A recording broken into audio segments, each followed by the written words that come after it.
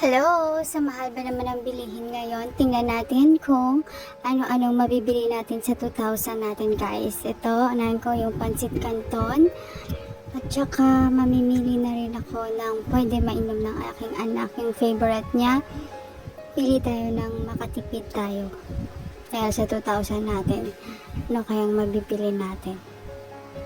Ayan, nagkuha na nga ako. At saka yung gatas niya.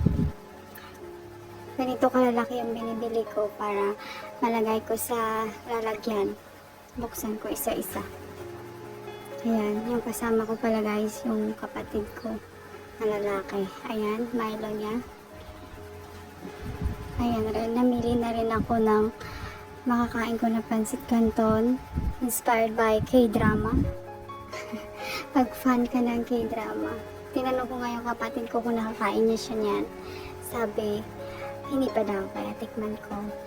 Dalawa na natin guys para baka masarap. Mamimili na rin ako ng chichirya, yung favorite namin ng anak ko, yung manghuan. Hindi naman kasi lagi kami kumakain ito pero bilhan ko siya. Yan kalaki yung binibili ko para isang kainan lang. Kung malaki kasi, hindi rin mauubos. At pwede niya bigay sa mga pinsan niya yung iba. Kaya dagdagan ko, baka kulang yun sa kanila. Ikot-ikot pa tayo, baka may mabili pa tayo. Ayan na naman, yung suju. Real from Korea. I-try ko ito. Siya lang yung may pangalan na Real from Korea. Na suju. Hindi pa ako nakatry niyan, kaya i-try ko. Bili na rin ako ng biscuit kulit.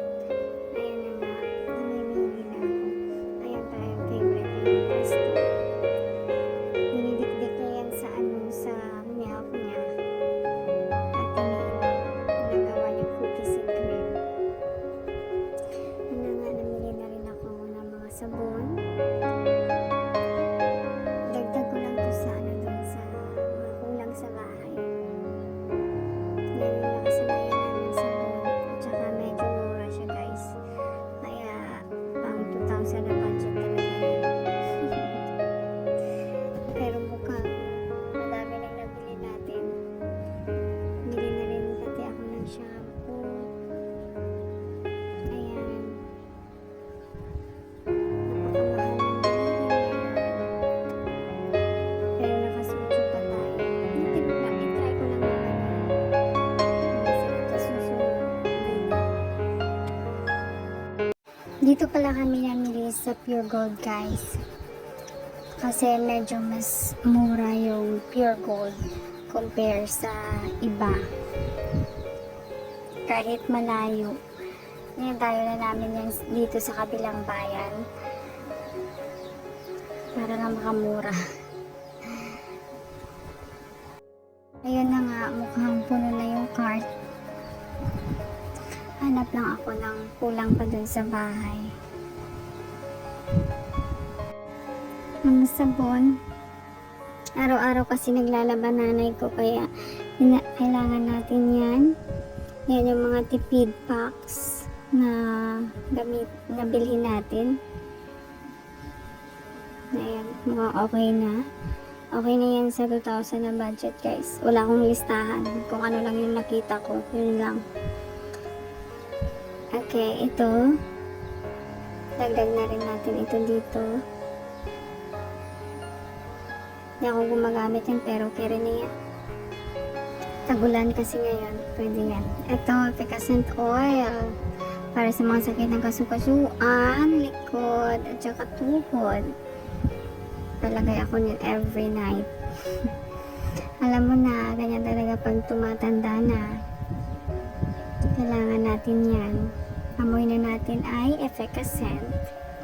Ayan, dagdag ako ng pagkain ni Colette. Diba, lahat na lang kay Colette. Ganun talaga siguro guys, pag may anak ka na. Yung pagkain, damit, naisip mo para na lang sa anak mo. Yan, favorite niya din yung mga chocolates. Meron siya dun pero dagdagan ko na lang.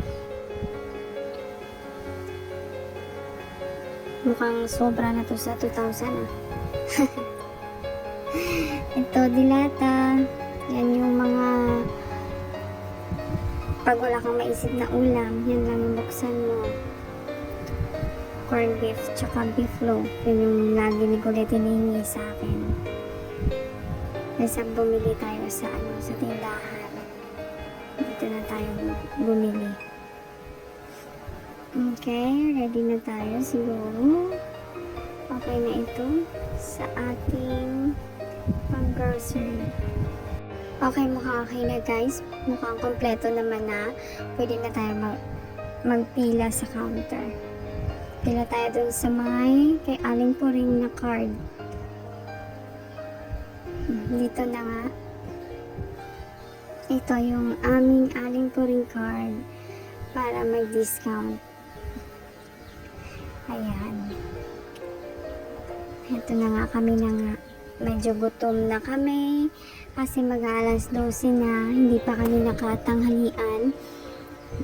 Malakas kasi yung ulan kanina. Hindi kami naka-grocery agad. Nakapunta dito. Medyo malayo pa kaya pagkatapos nito subukan kong dumaan sa kainan. Subukan lang. Kung may tayo dito mamaya, kung may change pa yung 2,000 natin, o di ka baka sobra na yung nabili natin sa 2,000. After dito, daan muna ako doon sa sa kabila. Bili ako ng pangregalo ko sa aking pamangkin na magbe-birthday sa Sunday. Kaya sana may change pa tayo para makatipid tayo guys. Ayan, kinuha ko na nga yung 2,000 na. Confident ako na 2,000 lang talaga ha. Kasi nilabas ko na talaga yung 2,000 ko. Mga magkano kaya itong ating binili. Ayan na. May manghuan pa pala akong naiwan. Ayan, magkano kaya. After dito, punta na ako sa kabila guys. Ayan, 1,674. Yay!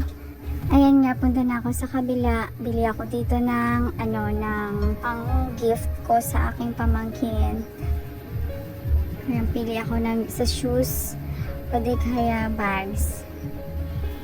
At malapit na rin yung pasukan, kaya bags na lang na pag-isipan ko.